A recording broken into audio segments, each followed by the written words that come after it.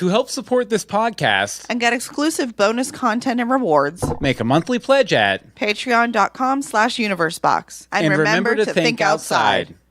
Tonight on Universe Box, Rita Repulsa goes green. Our Fantastic Beasts review. And Nintendo Land's next steps. This is Universe Box.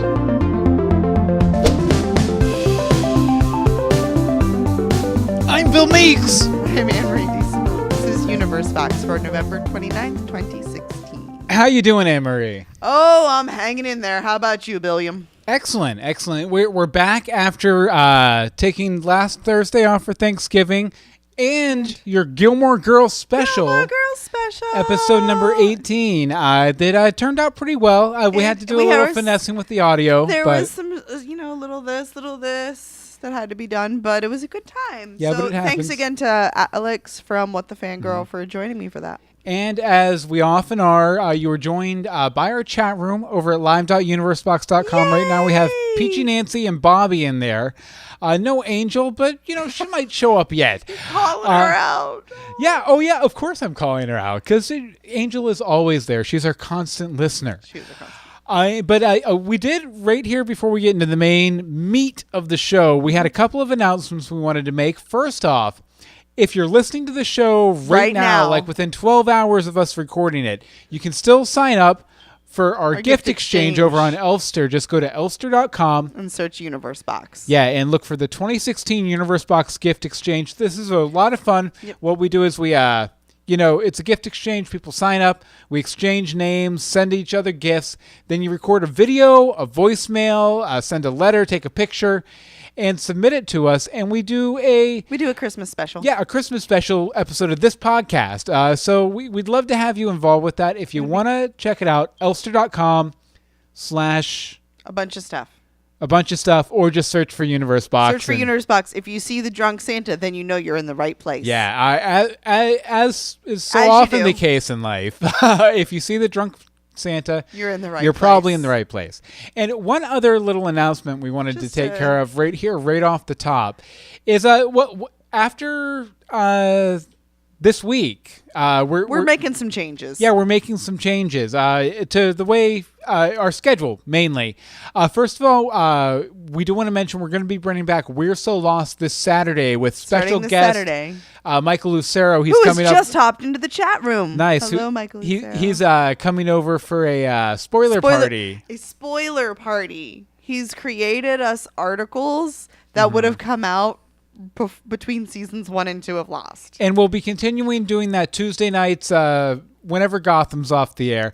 But we're also going to be changing the schedule of this podcast because doing it so late, doing it twice a week has proven to be trying on us as people. Yeah, a little bit. And we also think it would be better just to condense it down and give you just a compact ball of awesomeness once a week instead. So what we're going to do is Thursday nights, 8:30 p.m. EST, which is our normal recording time for all our other shows. We're going to be bringing this show to you every week. We're going to we're adding a tech segment. Yes, we're going to have some new segments. And some more stories.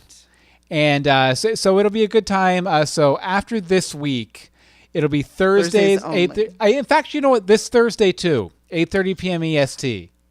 Okay. That should be good. Okay. Yeah, we'll make it work. We'll make it work. I have stuff, but okay. Yeah, 8:30 p.m. EST this Thursday, and from here on out, forever, Universe Box schedule. So I guess that about does it for all the preamble. Now we're going to be looking into the world of television and serialized streaming storytelling in Televisionary. So what's our first story, Anne-Marie? Kevin Smith drops from Buckaroo Banzai. So Kevin Smith may need to hire a new fact checker. The actor-director has dropped from the Buckaroo Banzai project today after learning that Earl Mac Rauch and W.D. Richter were not involved as he had previously thought. Smith took to Facebook Live for an 18-minute rant about how he would not participate in the project without them and their vision. He goes on to say that he is willing to rejoin the project should all of the legalities, which is why they're not involved, are worked out. So who did he read his contract? Who approached him about the project? Dear Kevin Smith, find out who you're working for and with before signing on to things. Mm-hmm. That seems a little crazy to me. Like, did somebody gloss over the truth when they were recruiting him? Maybe that's very possible. But also, is Facebook Live really where you want to? I mean, it's very Kevin Smith, I think, to do that, to do a nice little rant. Yeah. But is that really the best way to get your point across? Yeah. Michael over in the chat room says he's never even heard of that show. Nor have I. But this was always just an odd project to me. I've never seen the original, but it always sticks out in my head as a go-to horrible sci-fi franchise reference, possibly because I might have heard that in a Kevin Smith film somewhere along the way. But it's nice to see Kevin take a principled stand, but something tells me his already stacked schedule had a bit more to do with it than maybe necessarily the creators. Maybe that just gave him an easy out, because he already has Moose Jaws, Mallrats the series, Clerks 3. He's directing a bunch of CW superhero shows in the near future, not to mention the probably dead miniseries Hit Somebody and all the podcasts this dude does. Wow, people think we overcommit. I know. Maybe him overcommitting is for the best, or maybe him, kind of realizing he's overcommitting and backing off is for the best, rather, because he did a lot. His work was a lot better when he did a lot less of it. I used to be a huge Kevin Smith fan back in the day, but it's kind of fallen off for me in recent times. And I think that has a lot to do with the fact that he's putting out like a ton 40 hours of content a week. Content a week. So I think this is probably for the best. It probably is. I can't even imagine Mallrats the series or Clerks 3 in general. See, Clerks 3 I'd like to see, just because it kind of feels like a good concept, like check in on these characters every 10 years. And Mallrats the series I could kind of see too, depending on what the story is. Doing just like because I think he's going to do like a 10-episode series. Okay. And I'd imagine they're probably going to be a half-hour pop. Yeah. So that doesn't say... That's not that much, but... The combo of the projects will be a good way to sort of, I think, maybe sign off or check in on his View Askew universe. He was really the first one to do like the movie universe thing with a bunch of interconnected movies and characters. Oh yeah, because they always had that, like, they would talk about a character in Clerks and they'd show up in Chasing Amy and that sort of thing. I still need to see Chasing Amy. So it'll be cool to kind of check in on that universe, see who's dead and everything, if nothing else. Over in the chat room, Bobby says, "Too bad. I was looking forward to this series. I wasn't definite," and then it kind of trails off. I don't know what happened there, buddy. Okay, so what's our next story, Emery? Scientology versus Leah Remini. So after spending her lifetime in the Church of Scientology, the King of Queens actress Leah Remini has walked away in 2013. Now the actress is facing backlash from the church as her new show on A&E, Leah Remini, Scientology in the Aftermath, threatens to expose the church's practices and mistreatment of their members. Remini's lawyer is seeking $1.5 million in damages, and the church is now sending threatening letters to the network to try and shut down the show that airs tonight. Before any lawyers get involved, we just want to say we love Scientology. We are both Scientologists. Don't say that. They ask for money. Okay, we're not Scientologists. Scientologist? We are not anti. We are not.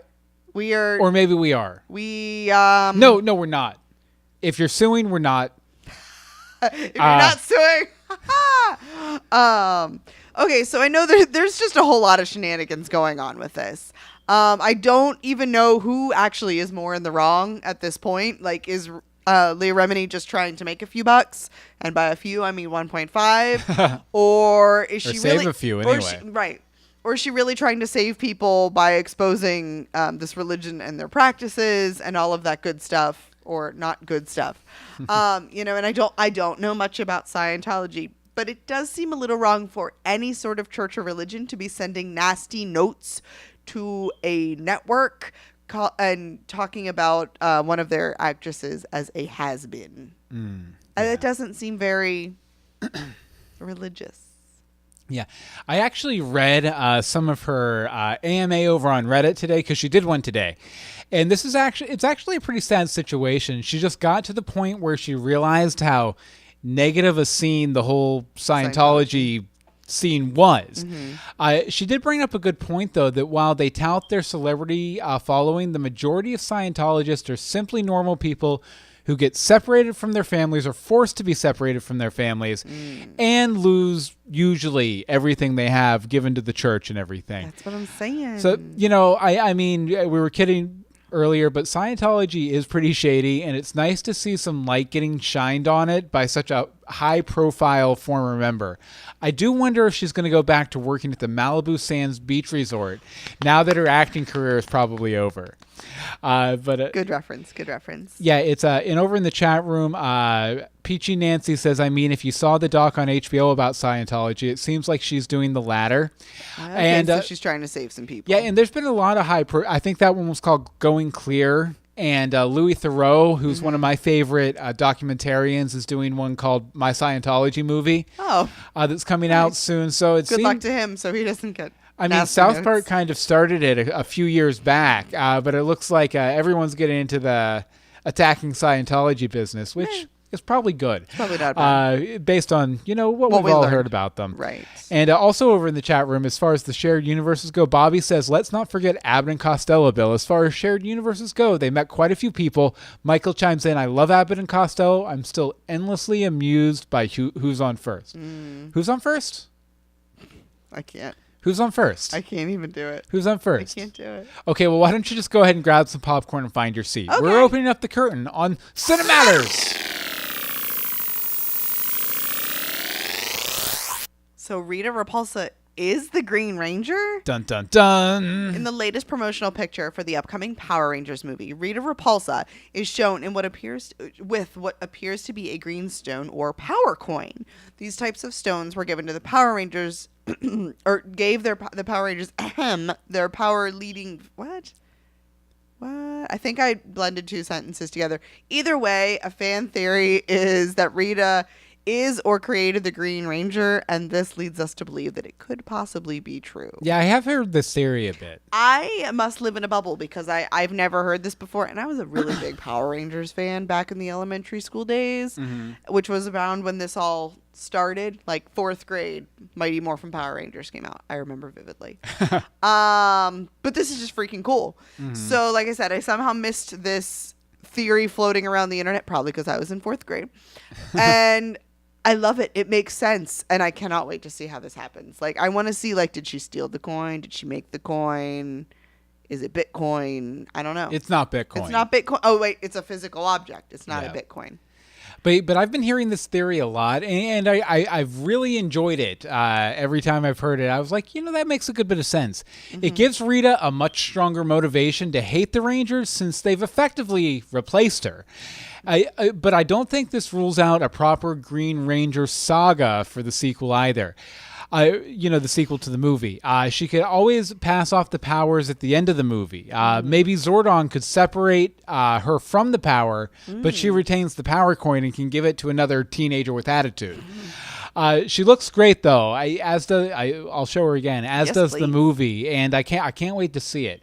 But I mean, as we all know, in the Power Rangers, the Green Ranger saga, it's a 3-part episode where, a Green Ranger shows up and starts battling the Power Rangers. You find out that he's being mind controlled by Rita Repulsa to get back at the Rangers, and they never really explain where she got the power coin. So I think it's kind of cool if she's like a former Ranger. That she can't use it anymore, so then she passes it on. So it gives kind of a good explanation for it. Definitely. Although I will say that this picture of Elizabeth Banks, she doesn't look very Elizabeth Banksy. No, I was actually like, when I was looking at it, I was like, I'm really kind of excited for how different she looks. Yeah. Like, I just love how different it is. So. Yeah, I think they even have like some fake teeth or something that they've given they had to. Like, we know the girl can dress up in costume, thank you, Hunger Games, and she can wear the big crazy wigs and makeup and all that, but this looks awesome. Yeah. Still going on with Doctor Who, or Abbott and Costello over in the chat room. Michael Lucero says maybe they could do a Doctor Who Abbott and Costello mashup where Doctor Who actually plays first base for Abbott's team. That would be hilarious. I believe they've done a Doctor Who sketch with a former Doctor that was basically Who's on first. Nice. So what's our next story, Anne-Marie? Pope Francis and Martin Scorsese screen Silence. The Pope will be receiving a private screening prior to the world premiere at the Vatican of Martin Scorsese's film Silence. Shh. Scorsese and Pope Francis are expected to discuss the mission of the Jesuits, the order that the priests belong to, and that the movie is based on. The first rule of the Jesuits is you don't talk about them. Pope Francis is not the first pope to receive a private screening. Vatican viewings of The Passion of the Christ and Unbroken have also taken place because of their religious elements. Hi. So I must live under a rock because this is the first I've heard of this movie. Maybe because it's Silence-ish. After watching the trailer, it does seem amazing and really cool that Scorsese is having this private screening / meeting with the Pope to get like his reaction before it really goes public. Mm-hmm. I would be really interested to hear the Pope's reactions because it does focus so heavily on the specific order of priests and the Jesuits, and that's who Pope Francis is. You know, maybe that could be a DVD extra, little interview with the Pope. Mm-hmm. Thought it'd be fun. Yeah. As for me, I hate to say this. I've never actually been a big fan of Scorsese. Interesting. There's been a few movies of his that I've seen that I've liked, but a lot of times I feel like they're too long. They feel a little fat around the edges, and it's another situation of you get so big and no one will tell you no anymore. Kind of like a George Lucas kind of thing. And I know, shoot me. He's a classic director. I understand he's very, very, very well regarded, one of the greats, but I just never really dug him that much. Yeah. The story does sound interesting though, and I dig Andrew Garfield. Especially as Spider-Man. Is he playing Spider-Man in this? He's not playing Spider-Man. Spider Jesuit. The Jesuits are an interesting bunch too. I've always known them as sort of the cool, hip, intellectual sect of the priesthood, but that might have something to do with the Jesuit I used to know. Yeah, I think it might. Yeah, plus some Jesuits I knew when I lived near a Jesuit college, actually. Oh, yeah. But I probably won't see this film, but it sounds like something that would be right up Pope Francis's alley, and I hope he likes it. And I hope he lets me know what he thinks about it. He's gonna tweet you. Yeah, he will. He'll tweet you. At Bill Meeks, I'm Pope Francis, and I like Silence. Over in the chat room, Mike Lucero says, oh man, I am really excited about Silence. That book is so good. The author of Silence, Shasuka Endo, was actually referenced in the final season of Lost. Thank you, Michael, for bringing it back to Lost. Circle. And in regards to Elizabeth Banks, Peachy Nancy says that was Elizabeth Banks. Oh my God, I had to Google it. Yeah, she's fantastic. Like she's very chameleon-y. She's completely transformed. Yes, for sure. Totally.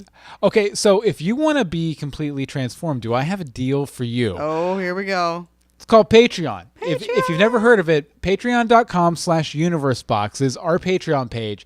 And it's a way you can sort of support what we do, throw us a couple shekels to keep the lights on kind of thing. Literally. You can donate anywhere from $1 a month up to, $5 a month. If you donate $25 a month, you can be a guest on this very podcast.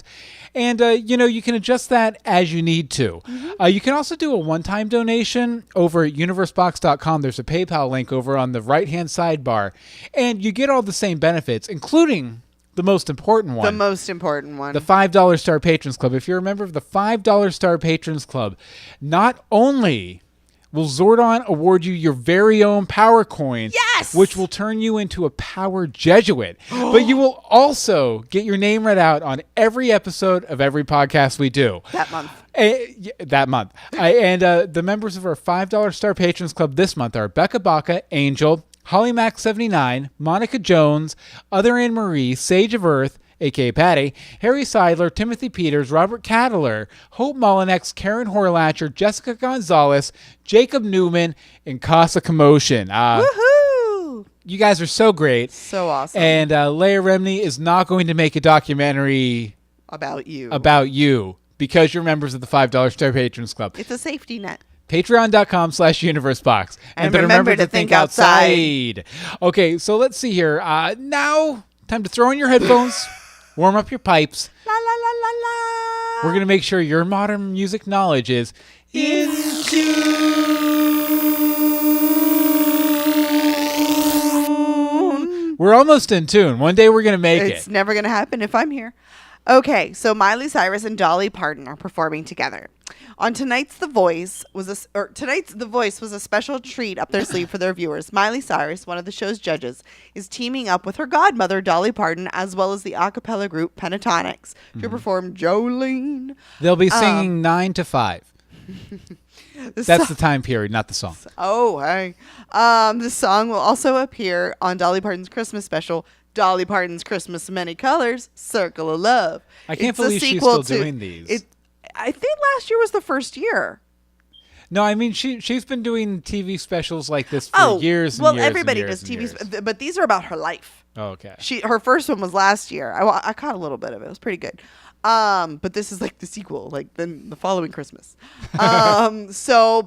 Well, this is just precious now, isn't it? So one of my favorite things about the holidays is when artists team up and deliver amazing versions of classic songs. And, I think we consider Jolene to be a bit of a classic song.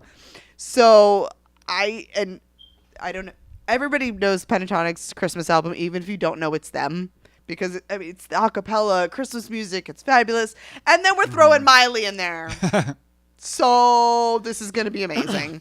Yeah. Perhaps epic, as the kids call it. I do love these kind of Christmas specials, though. Like, actually, one of my favorite Christmas albums is the soundtrack to Colbert's Christmas special that he did a few years back with Elvis Costello and, what was her name? Feist. I like Feist. A bunch of different artists. I was actually listening to the version of Peace, What's So Funny About Peace, Love, and Understanding from that. Is one of my favorite versions of that song. It's one of my favorite songs. So, nice. Yeah, these can be a real treat. And as I mentioned a few weeks back, Miley does a great job performing with classic folk and country stars. Yeah. Probably because she's been doing it since her dad still had an achy, breaky heart. Down my heart, my achy, breaky heart. Again, I do have to recommend the Backyard Sessions on Miley's YouTube channel, where she performs with a lot of these classic artists. And also, Jolene is absolutely my favorite Dolly Parton song. I've heard, I don't know if Anne-Marie knows this about me, but I've actually heard the width and breadth of Dolly's catalog. Like, I'm very familiar with all of Dolly's work. I am not. And I even play a cover of Jolene, though, on guitar. It's one of my favorite songs to play on guitar. I thought it was. Yeah. I thought this story might appeal to you. So I'm definitely going to be watching this on YouTube tomorrow. Not the special tonight, though. Over in the chat room, Peachy Nancy says, I'm not a fan of Miley Cyrus or her current music, but there is no doubt that she can sing folk country music very well. Very much agreed. She just doesn't want to. Yeah. Because she's just Miley. She's just Miley. You just got a Miley when you're Miley. Miley. Next. What's in the box? You're about to find out. We've each selected a special story to discuss. Let's pop open the universe box.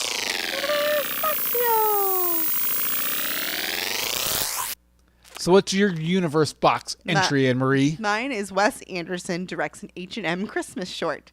So in classic Wes Anderson style, this video short on H&M's website follows a group of Christmas travelers when snow delays their trip. While part of my brain knows that it's just an advertisement, the bigger part of my brain gets really into the story. If all advertising was like this, I would be so happy. Related, I feel a heavy desire to go shopping at H&M right now. Yeah, and this looks very much like very Wes Anderson. It's very like there's no doubt of who did this. Yeah. But it's it's an ad, but it's not so in your face an ad like a lot of them can be. It's fun. You actually get into the story. So yeah. It's pretty. Go watch it. It's good to see he's still getting work after that weird Moonrise Kingdom movie he did a few years back, which I didn't really like that much. Okay, and last but, and this is very exciting. My universe box is way more exciting than Anne-Marie's. Nintendo and Universal Studios are teaming up to bring Nintendo-themed rides to all Universal parks. All of them. In the world. All of them. Details are still scarce, but this official announcement finally confirms the rumors that have been swirling around for about a year or so. Mm-hmm. Now I'm super pumped for this. I feel like they landed the Nintendo contract, though, because they'll be losing the Marvel one soon. I mean, they're just holding on to that with their claws. Since Disney got Marvel Studios, mm-hmm. like, they're just like, okay, this is going to get revoked sooner rather than later. So let's work ahead for the future while we still have the Marvel characters. Well, while they're still making the money off the Marvel characters to build the new stuff, mm-hmm. though they do have all that Harry Potter money. So I think that's very true. They're kind of flush. Yeah. I just hope they don't rely too much on virtual reality for the experience and mm-hmm. make a real life Nintendo Land for all of us kind of thing. I'm just sad it's going to take so long, though, but I really hope there's a Zelda puzzle room situation. Do you have any hopes for any rides for Nintendo Land at Universal Studios? See, I'm trying to figure out how they're all really going to be as rides, because a lot of Nintendo is you're running through a thing. Yeah. And you're like, boop, jumping. Like, I want to literally like hit a box and like a mushroom pops out. Like you hop into an exoskeleton in your Super Mario. Oh. That would be awesome. Dude. That would be totes Make awesome. It happen. Dear Universal, if you'd like some bloggers to review stuff like this, we are in. Mm-hmm. Totes. So. Okay, let's see. Over in the chat room, Peachy Nancy says, I just wanted to live there, but not necessarily wear those clothes. LOL, nothing stood out. Was she talking about the H&M? Well, I don't think she meant Nintendo. Yeah. I want to live there. I want to dress like Super Mario. Okay, so Anne-Marie, what holidays are coming up tomorrow? Tomorrow is some fun ones. Tomorrow is Computer Security Day, so go ahead and update your security. And stay at home because you're well day. Basically, play hooky from work. So basically just stay home and run an antivirus and you're good to go. And you're good. You're covered. That's all you got to do tomorrow. Excellent. And since we usually try and give you homework from our holidays, why don't you tell us your favorite computer security protocol to run while you're at home alone? Whatever you tell me to push on the computer. I don't even know. Okay. Not enough. Also, Peachy Nancy says, no, I totally meant Nintendo. As you should. As you should. As you do. Okay, so what are we excited about this week? We're offering up our recommendations in Suggestibles.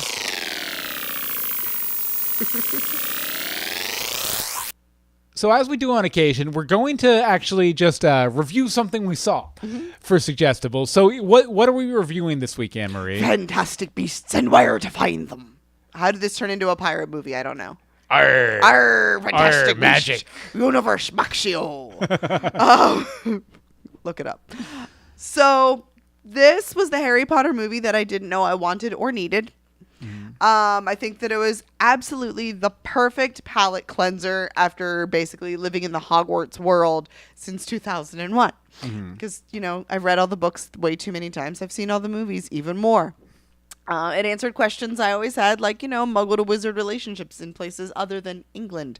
And made me want to know more about this world. Probably doesn't hurt that it was like the 20s, and I really, really like stuff like around then. I do feel that I should have seen the big bad coming. Like, I shouldn't have been surprised, but I didn't. So that's probably a good thing for the creators of the story thing. Hey, that's me, Universe Baxio. Oh, wait, hold on.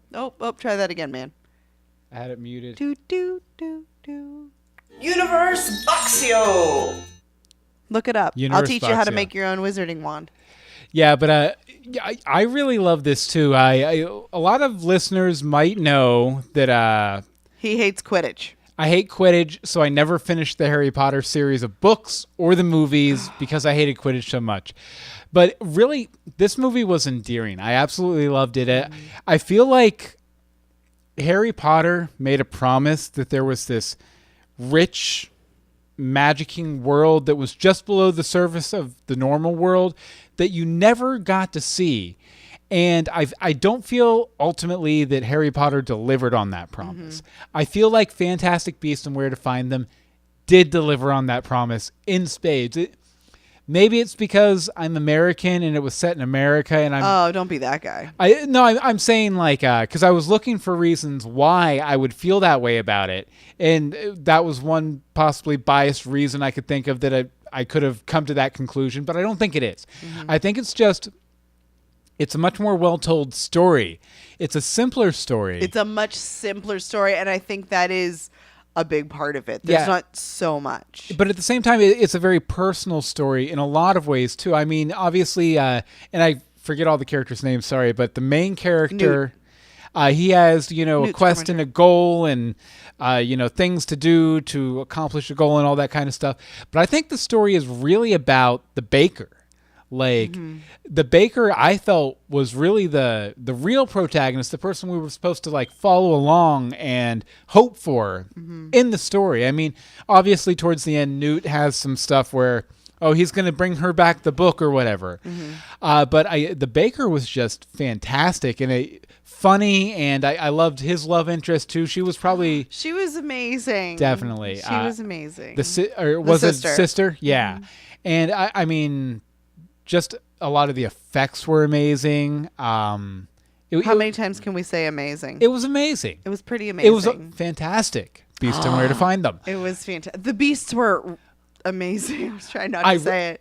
I really liked going into the suitcase and seeing all the beasts. Oh, yeah. Going into the suitcase was probably the best part of the movie. Right. Like, so when you go on the adventure into the suitcase, it really was to... introduce the baker to the world, and you feel like this is the first time you've ever seen anything like this. Like, we got a couple of them here and there in all 8 Harry Potter movies, but nothing like this, and it made you feel more in it. Like, it was like being at the Burrow. Like, that's the immersion that you felt. And I thought that the ease with which characters apparated was really well done. I also that's because they've come a long way in the special effects since the movie. I also really loved going into the building which was basically the Ministry of Magic U.S. version. I thought it filled me much more with a sense of wonder than like going into like Gringotts and Diagon Alley and platform 33 and a third or you know what I mean. Platform 33 and a third. That takes you somewhere else. But yeah, okay, so on a scale of 111 magic wands, how many magic wands would you give this one? 97. Why? Because I really, really liked it, and I want more. And I'm really mad at myself for not predicting the big bad and the surprise reveal at the end. Which I guess wasn't really a surprise. But it left me wanting more, and I'm kind of, at first, so before we saw it, they had announced that there's going to be more from this world, and I was like, oh, could we please stop beating the dead horse? But now I'm like, yay, let's do it! But I think that's because, like I said, it was sort of a palate cleanser. It's the same world, but completely different. Yeah. Which is nice. And there was just enough hooks, I think, for you to, the characters from the Harry Potter series to kind of keep you like, ooh. Yeah, ooh. As for me, I would give it 111 magic wands. What? I think it, outside of the DC movies, I think it was probably my favorite movie I saw this year. It was definitely better than Doctor Strange. Definitely better than Doctor Strange. But, fantastic, Beast and Where to Find Them. Theaters near you. Go watch it. It's fantastic with Beast. And that's where you find him, in the theater. So now we can't wait to hear your blathering. Let's hear what our listeners have to say in Blatherskite. We have no Blatherskite. Although over in the chat room, Bobby says, never got into the Potterverse, but Fantastic Beasts looks interesting. It was. It is. Really... but if you want to, actually, if you've seen Fantastic Beast and... Send us your review. Yes, send us your review. Contact at universebox.com. Tweet us at universe_box. Facebook is facebook.com/groups/universeboxshow. And the voicemail number is 424-274-2352. Again, that's 424-274-2352. So you can send us your Fantastic Beast review. Or you know what? You can also send us your favorite Christmas album. We'll also accept that. No, please send me your favorite Christmas album. And tell us why. Yes. That's perfect for homework for this week. I need some new ones. Okay, so now, as always, we've come to the end of the episode. It's time for some takeaways. Okay, so don't bite off more bonsai than you can chew. It's-a me, Universio. Pardon A Pardon and Cyrus duet was prophesied in the Book of Revelation. Oh, my. And never go clear with Zach Morris around. Okay, so Anne-Marie, where can people find you online? You can find me trying to figure out that last Zach Morris reference, and you can find me on Twitter at DeSimone. As for me, I know that Zach Morris reference because I wrote it because she was on Saved by the Bell, and Going Clear is a Scientology thing. And that's why I didn't get it. You can also follow me on Twitter at Bill Meeks.